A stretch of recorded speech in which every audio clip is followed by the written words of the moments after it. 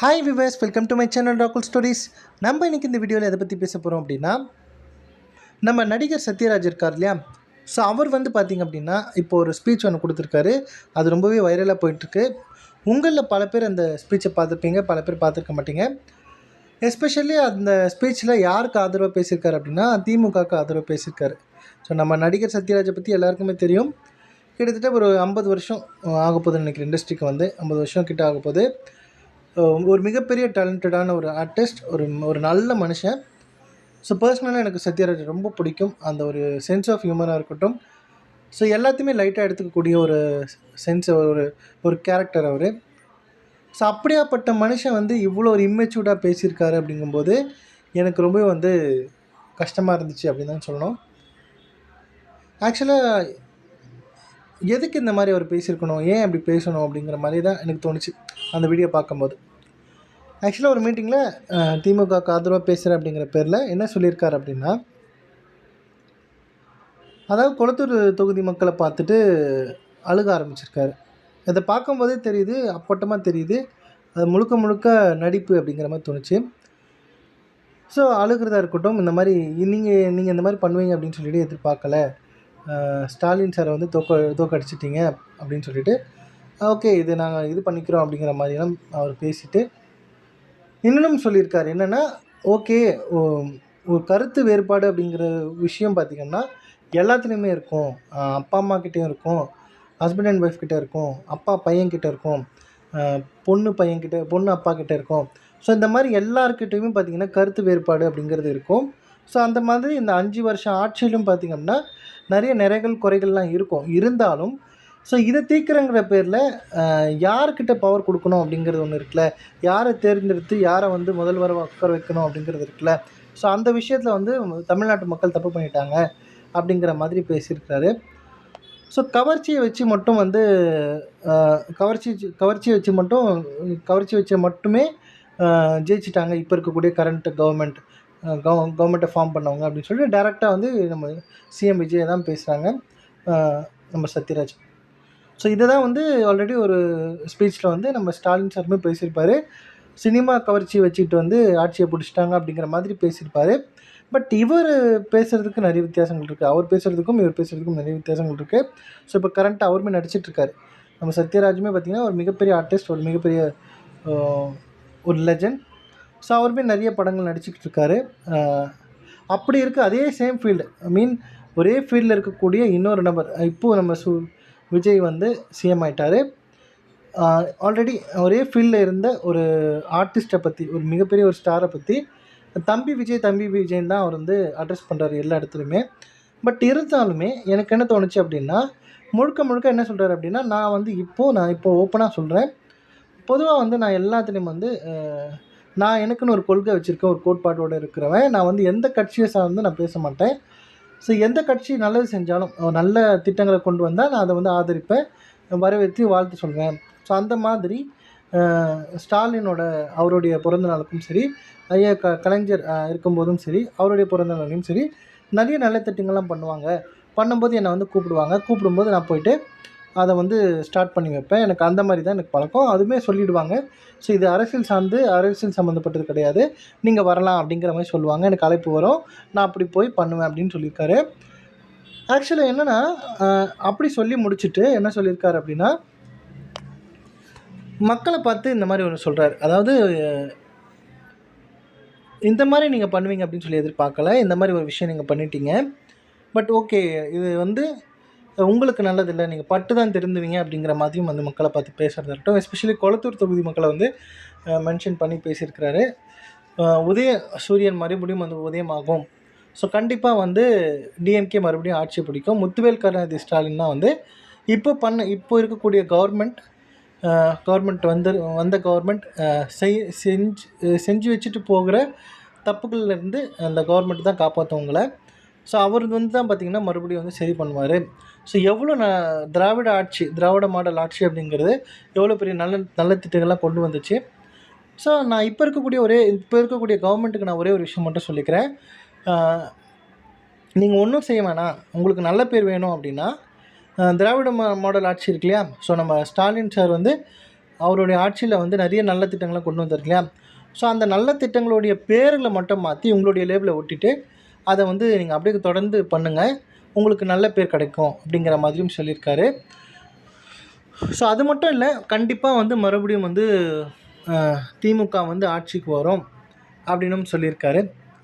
So இந்த மாதிரி தொடர்ந்து நிறைய விஷயங்களை வந்து டைரெக்டாகவே பார்த்திங்கன்னா சிஎம் விஜய் வந்து தாக்குற மாதிரி பேசுகிறதா இருக்கட்டும், நிறைய விஷயங்கள் பண்ணியிருக்காரு. எஸ்பெஷலி என்ன சொல்லியிருக்காரு அப்படின்னா, தம்பி உதயநிதி ஸ்டாலின் அப்படின்னு சொல்லிட்டு நம்ம உதயநிதி ஸ்டாலினை வந்து மென்ஷன் பண்ணி சட்டமன்றத்தில் வந்து அவர் எதிர்க்கட்சி தலைவராக வந்து உட்காந்துருக்கிறாரு. அவர் கேட்கக்கூடிய கேள்விகளுக்கு பதில் சொல்ல முடியாமல் தவிக்கிறாரு நம்ம சிஎம் விஜய் அப்படிங்கிற மாதிரியும் சொல்லியிருக்காரு.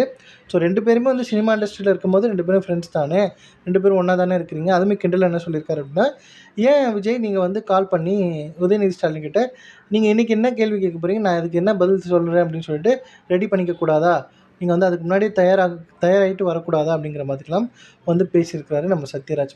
அதுவும் அடுத்த திருத்தமாக என்ன சொல்லியிருக்காரு அப்படின்னா, திமுக ஆதரவாளன் தான் நான் அப்படின்னு சொல்லியிருக்காரு. இன்னுமே என்ன சொல்லியிருக்காரு அப்படின்னா, கண்டிப்பாக வந்து திமுக மறுபடியும் ஆட்சியை பிடிக்கும் அப்படிங்கிற மாதிரி தான் பேசியிருக்கிறாரு. ஸோ எனக்கு இந்த வீடியோ பார்த்த உடனே, இந்த ஒரு ஸ்பீச்சை பார்த்த உடனே என்ன தோணுச்சு அப்படின்னா, இவ்வளோ ஒரு சீனியர் ஆர்டிஸ்ட், அரசியல் பற்றி அரசியல் புரிதல், அரசியல் அறிவு இல்லாதவங்க கூட இந்த மாதிரி பேச மாட்டான். பட் பல வருஷமாக பார்த்திங்கன்னா பல அரசியல் தலைவர்களோட பழகி அவங்க கூட இருந்து நிறைய விஷயங்கள் பார்க்கக்கூடிய வாய்ப்பு கிடைச்ச ஒரு நடிகர். ஸோ இவர் வந்து இப்படி பேசுகிறது அப்படிங்கிறது வந்து எனக்கு ரொம்ப வந்து கஷ்டமாக இருந்துச்சு. ஸோ இப்படியெல்லாம் வந்து ஒரு மனுஷன் பேசுவானா அப்படிங்கிற மாதிரி தோணுச்சு. ஆக்சுவலாக என்னென்னா, 2 பேருமே வந்து ஒரே சினிமா இண்டஸ்ட்ரியிலேருந்து, ஸோ பல பேர் வந்து ரொம்ப சந்தோஷப்பட்டுக்கிட்டு இருக்காங்க. சினிமா இண்டஸ்ட்ரியிலேருந்து இன்னொரு பெரிய அளவில் வந்து பெரிய அளவுக்கு சக்ஸஸ் கொடுத்து சிஎம்மாக போய் உட்காந்துருக்காரு. அவர் கம்ப்ளீட் பண்ண முதல் எலெக்ஷன்லேயும் வந்து என்ன பண்ணியிருக்காரு, ஜெயிச்சு சிஎம்மாக வந்து உட்காந்துருக்காரு அப்படின்னு சொல்லிட்டு பல சினி இண்டஸ்ட்ரியில் இருக்கக்கூடிய பல பேர் வந்து சந்தோஷப்பட்டு வாழ்த்து சொல்லிக்கிட்டு இருக்காங்க, இன்னுமே பண்ணிகிட்ருக்காங்க. ஸோ திருச்சியில் அவர் பேசின அந்த பேச்சுக்கு வந்து இவர் ரிப்ளை பண்ணுறேன் அப்படிங்கிற வகையில் அதில் வந்து நம்ம சிஎம் விஜய் சொல்லியிருப்பார், என்னென்னா எனக்கு வாயில் வேறு எதாவது வந்துடும் அப்படிங்கிற மாதிரி ஏதோ சொல்லியிருப்பார் போல். ஸோ அந்த ஒரு விஷயத்துக்கு வந்து இவருமே சொல்லியிருக்காரு, அப்போ எனக்குமே நிறைய வரும், வார்த்தைகள் நிறைய வரும், நானுமே பேசுவேன், நான் வந்து எதுக்காக ஒரு டீசென்சிக்காக தான் வந்து இது பண்ணியிருக்கிறேன் அப்படின்னு சொல்லியிருக்காரு. ஸோ இதுதான் உங்களுக்கும் அவருக்கும் இருக்க வித்தியாசம்னு சொல்லிட்டு ஸ்டாலின் சாருக்குமே நம்ம சிஎம் விஜயை பற்றியும் பேசியிருக்கிறாரு. ஸோ இந்த மாதிரி விஷயங்கள் பேசும்போது எனக்கு தோணுச்சு அப்படின்னா, இன்னொரு விஷயம் சொல்லியிருக்காரு அப்படின்னா, நீங்கள் வந்து கண்டிப்பாக கேள்வி அப்படிங்கிறது கேட்கணும். இதுக்கப்புறம் வந்து இந்த ஆட்சியில் வந்து நான் வந்து தப்பு சொல்லலை, பட் நீங்கள் வந்து மக்கள் வந்து கேள்வி கேட்டுக்கிட்டே இருக்கணும், ஒவ்வொரு விஷயங்கள் பண்ணும்போதும் கேள்வி கேட்டுகிட்டே இருக்கணும். ஸோ அப்படின்ற மாதிரி சொல்லியிருக்காரு. ஸோ இவ்வளோ வருஷம் வந்து திமுக வந்து ஆட்சி செஞ்சுக்கிட்டு இருந்தாங்க, நிறைய விஷயங்கள் பண்ணுறேன் அப்படின்னு சொல்லி பண்ணலை, பட் மேன்போக்காக வந்து செஞ்சுட்டு இருந்தாங்க. அப்போல்லாம் நம்ம கேள்வி கேட்கலையா, என்ன பண்ணலையா அப்படின்னு சொல்லிட்டு. அது மட்டும் இல்லை, இப்போ வந்து கண்டிப்பாக கேள்வி கேட்டாகணும் அப்படிங்கிற மாதிரி பேசியிருக்காங்க. என்னடா இது அப்படின்ற மாதிரி தோணுச்சு எனக்கு. அதாவது இப்போ தான் வந்து கவர்மெண்ட் ஃபார்ம் பண்ணி 2 வாரம் ஆகுது, ஜஸ்ட் 2 வீக்ஸ் தான் ஆகுது. அதாவது ஒரு சாதாரணமான ஒரு கிளர்க்கு வேலையை வேறு ஒருத்தனுக்கு மாற்றிட்டு வந்தாலோ, ஏதோ ஒரு ஆஃபீஸில் ஒரு போஸ்டிங்கில் இருந்த ஒரு பர்சன் அந்த வேலையை வந்து புதுசாக ஒரு ஆளுக்கு வந்து மாற்றி விட்டுட்டு இதுக்கப்புறம் இவர் தான் பார்த்துக்க போகிறாரு அப்படின்னு சொல்லிட்டாலும் கூட, அதை ட்ரெயின் ஆகி அந்த வேலையை பற்றி தெரிஞ்சு கற்றுக்கிட்டு புரிஞ்சுக்கிட்டு பண்ணுறதுக்கு கிட்டத்தட்ட ஒரு 3-4 மாதம் ஆகும். ஸோ அவருடைய இண்டிவிஜுவலான வேலை, ஒரு சின்ன ஆஃபீஸில் ஒரு போஸ்டிங்கில் இருக்கக்கூடிய ஒரு நபர் செய்யக்கூடிய வேலையும் பார்த்திங்கன்னா அவ்வளோ நாள் ஆகும். பட் இவ்வளோ பெரிய கவர்மெண்ட், இவ்வளோ பெரிய ஒரு ஸ்டேட், தமிழ்நாடு அப்படிங்கிற ஒரு ஸ்டேட் இவ்வளோ வருஷம் சினிமா இண்டஸ்ட்ரியில் இருந்திருக்காரு.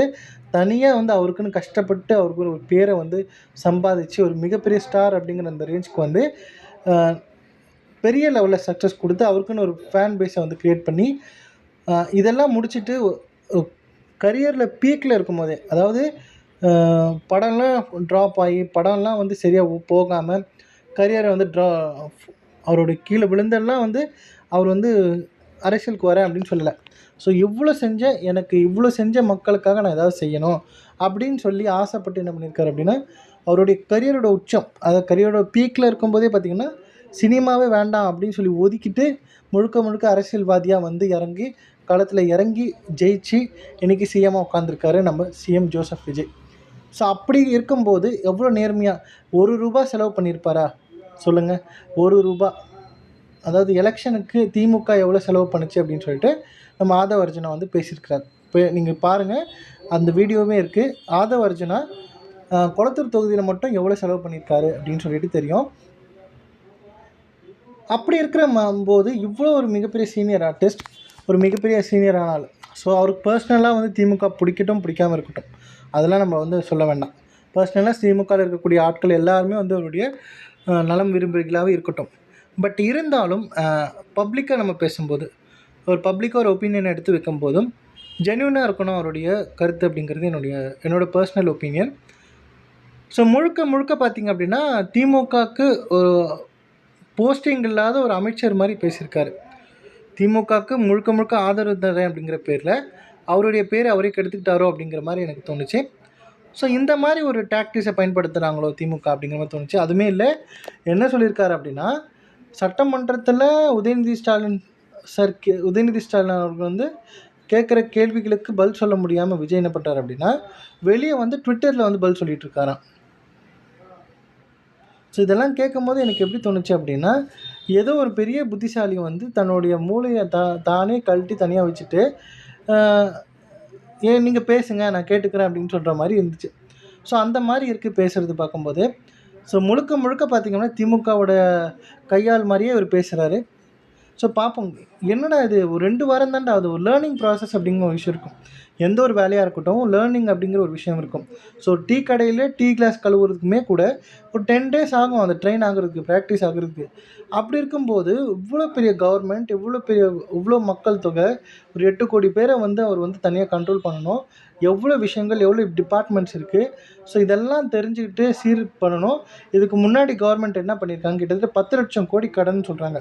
10 லட்சம் கோடி கடன் வந்திருக்கு. ஸோ அந்த கடனை வச்சுக்கிட்டு எவ்வளோ நலத்திட்டங்களை வந்து என்ன சொல்லியிருக்காரு, இதுக்கு முன்னாடி பண்ண கவர்மெண்ட் என்னென்ன நல்ல திட்டம் பண்ணாங்களோ ஸோ அதெல்லாம் நாங்கள் கண்டினியூ பண்ணுறோம். அவ்வளோ ஜென்யூனாக இருக்கக்கூடிய ஒரு பர்சன் மேலே இவ்வளோ பெரிய அலிகேஷன்ஸ்லாம் வைக்கிறதா இருக்கட்டும், அதை வந்து எதிர்த்து பேச அப்படிங்கிற பேரில், அவருக்கு நெருக்கடி கொடுக்குறேன் அப்படிங்கிற பேரில் இவ்வளோ விஷயங்கள் பண்ணுறதா இருக்கட்டும். ஸோ ரொம்ப வந்து சின்ன பிள்ளைத்தனமாக இருக்கும் அப்படிங்கிற மாதிரி தோணுச்சு. கிட்டத்தட்ட ஒரு 2 வாரம், ஜஸ்ட் 2 வீக்ஸ் தான் ஆகுது. ஒரு கவர்மெண்ட்டை ஃபார்ம் பண்ணி 2 வாரம் ஆகுது. எவ்வளோ விஷயங்கள் இருக்குது, இன்னுமே கற்றுக்க வேண்டியது இருக்குது. எனக்கு தெரிஞ்சு ஒரு 2 வருஷமாக தான் ஆகும் ஒரு ஸ்டேபிள் ஆகிறதுக்கு. என்னென்ன பிரச்சனைகள் இருக்குது அப்படின்னு சொல்லிட்டு கண்டுபிடிக்கிறதுக்கே 1 வருஷம் டைம் எடுக்கும். இருந்தாலுமே அவர் வந்து தொடர்ந்து நல்லா பண்ணிகிட்ருக்காரு. ஸோ அம்மா உணவகம் அப்படிங்கிற ஒரு உணவகத்தை நீங்களும் தான் ஆட்சியில் இருந்தீங்க, என்ன பண்ணீங்க? திருப்பி வந்தார், புதுசாக பண்ணார். ஏதோ ஒரு கவர்மெண்ட் அனைத்து இந்திய அண்ணா திராவிட முன்னேற்ற கழகம் தான் பண்ணுச்சு. ஸோ அந்த கவர்மெண்ட் இருக்கும்போது தான் வந்து அந்த ஸ்கீமை கொண்டு வந்தாங்க, அந்த ஒரு திட்டத்தை கொண்டு வந்தாங்க. ஸோ நம்ம ஏன் பண்ணணும் அப்படின்லாம் நினைக்கல. அது ஒரு நல்ல திட்டம், மக்களுக்கு வந்து நல்ல ஒரு விஷயமா இருந்துச்சு, நம்ம ஏன் அதை வந்து விடணும் அப்படின்னு சொல்லி மறுபடியும் வந்து ரீகன்ஸ்ட்ரக்ட் பண்ணி திருப்பி அதை வந்து ரீஸ்டார்ட் பண்ணியிருந்தார். ஸோ அந்த மாதிரி எல்லாருமே எனக்கு வந்து நண்பர்கள் தான். என்னை வந்து எதிர்த்து பேசினா என்னை வந்து பிடிக்காதவங்களுக்கு கூட என்னை ரொம்ப பிடிக்கும், எனக்கு ரொம்ப பிடிக்கும். அவங்களும் என்னுடைய மக்கள் தான், அந்த 8 கோடி மக்களோடைய என்னுடைய மக்கள் தான் அப்படின்னு சொல்லிட்டு சொல்லியிருக்காரு. ஸோ அரசியல் பற்றி தெரியாத ஒரு ஆளா அவர்? சொல்லுங்கள், தப்பான ஒரு ஆளுக்கு வந்து ஓட்டு போட்டு ஜெயிக்க வச்சிட்டிங்க அப்படின்னு சொல்லி தமிழ்நாட்டு மக்களை பார்த்து கேட்குறீங்க சத்யராஜ், உங்களுக்கு தெரியுமா ஏதாச்சு அப்படிங்கிற மாதிரி கேட்கணும்னு தோணுச்சு எனக்கு. ஸோ இந்த வீடியோ பற்றி நீங்கள் என்ன நினைக்கிறீங்க அப்படிங்கிறத கமெண்ட்லேயே பண்ணுங்கள். ஸோ இந்த வீடியோ பிடிச்சிருந்தா லைக் பண்ணுங்கள், ஷேர் பண்ணுங்கள். மறக்காமல் என்னுடைய ராகுல் ஸ்டோரிஸ் அப்படிங்கிற என்னுடைய யூடியூப் சேனலை சப்ஸ்கிரைப் பண்ணிவிடுங்க. தேங்க்யூ.